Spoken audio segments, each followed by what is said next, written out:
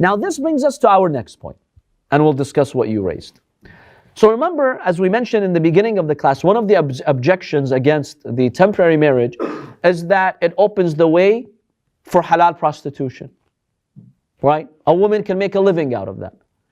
She can enter into a legal marriage, verbal contract with any number of men, charge even money for it, which, by the way, she will get something, because in Islamic law, there must be a dowry.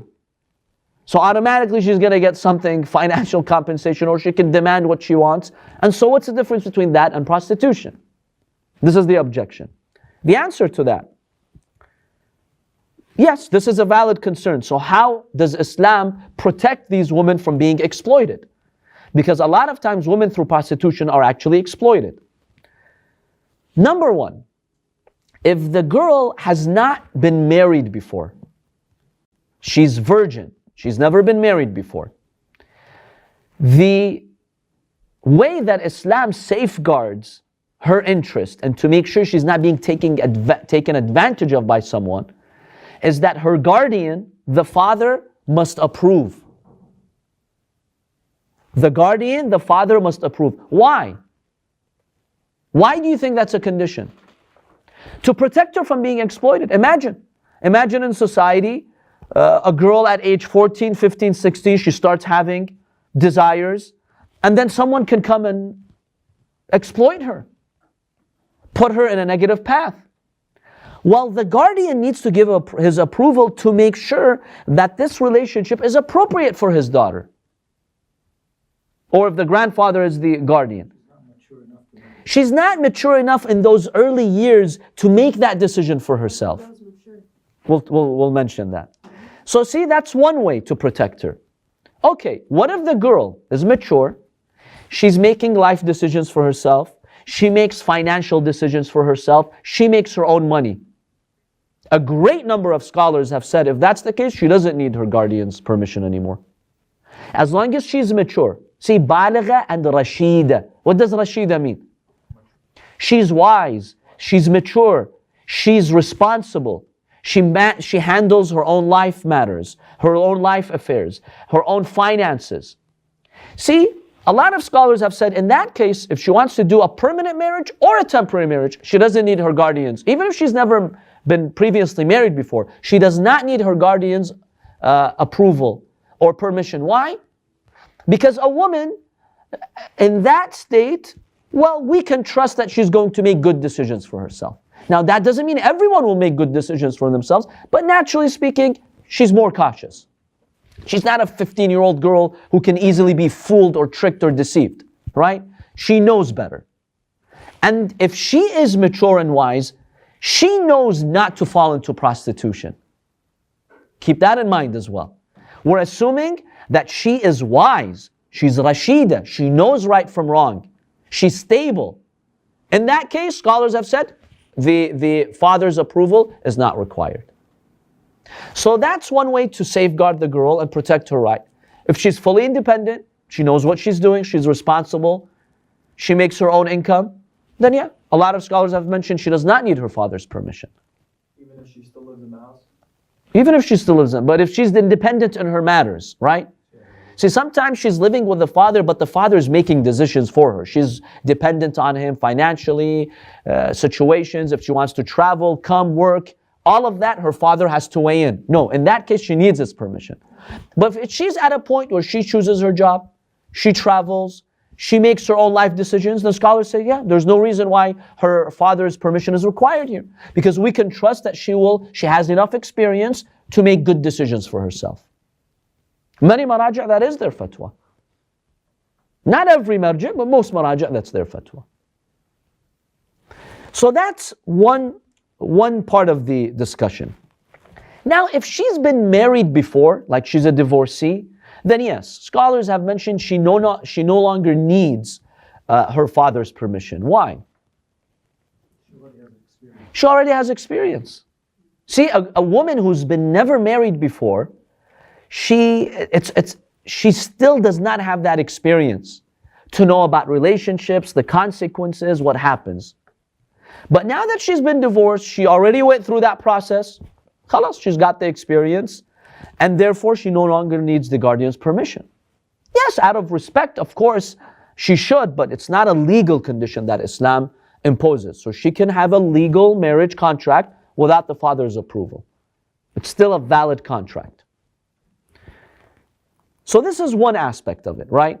Now for that, to answer your question, for a marriage contract, it's not required by Islamic law for a scholar to be present, a sheikh or a sayyid or a scholar, or to even have witnesses. It's recommended, it's mustahab, but it's not a requirement. So if the man and the woman, they just privately make that verbal agreement, in our school of thought, that is valid. Even for permanent marriage. It's mustahab. No, not even a written signature. Even for permanent marriage. But the reason why they usually go to a scholar is because a lot of people don't know the rules of marriage. The dowry that you set, the conditions that you want to put, child custody later, who gets to divorce. People don't know these things. Exactly. Even the verbal wording, the contract, right? The zawwajtuka, people don't know how to say that. So that's why it's recommended for them to go and check with a scholar, have the scholar do it. That way it's official. That way you know the rules. So if there's disagreement, there's someone who can mediate.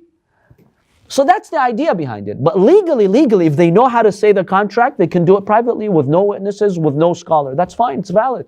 Both permanent and temporary marriage. Both of it is valid.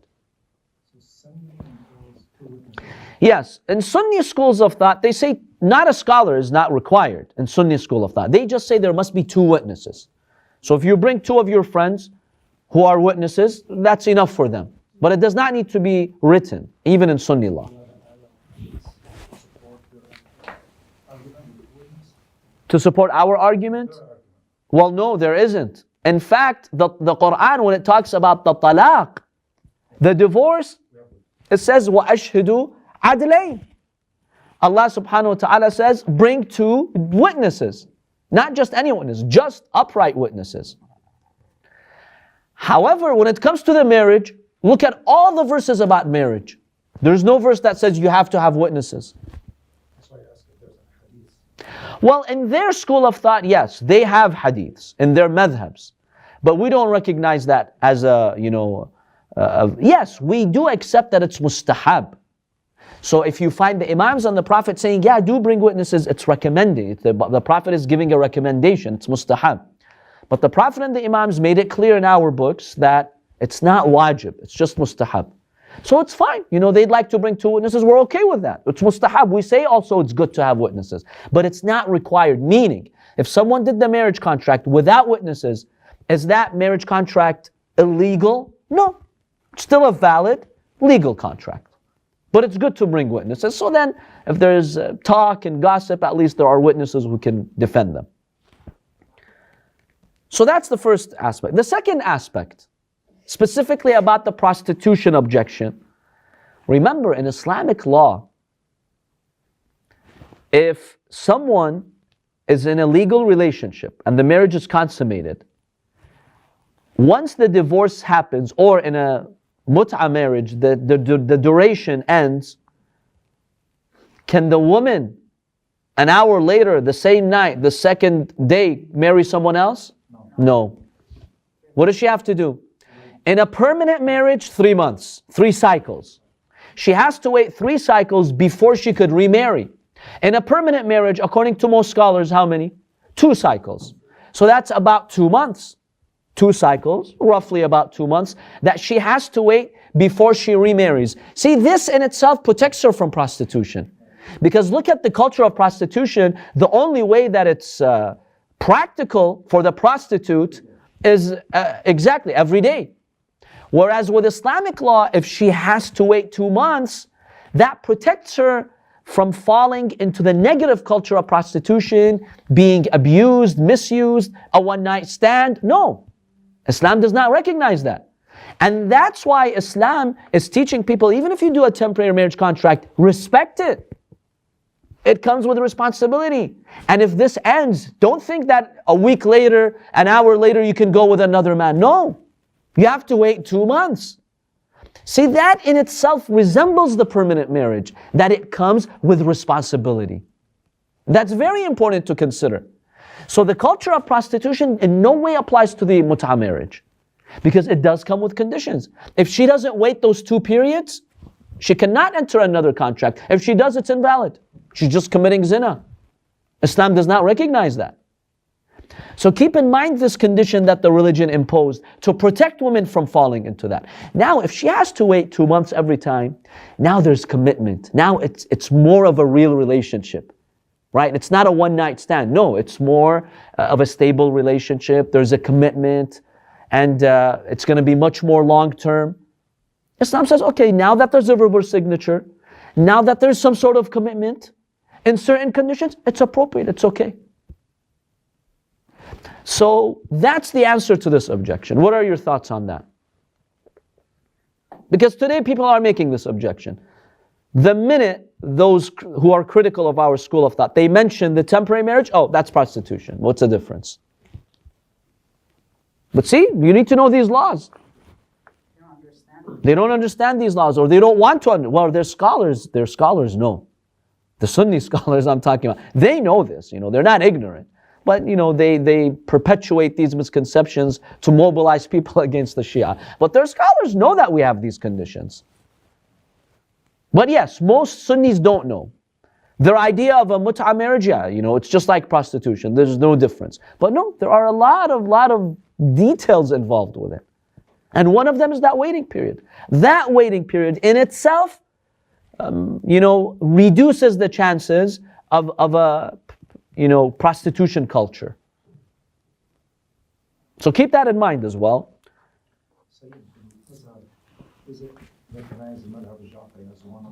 What is it?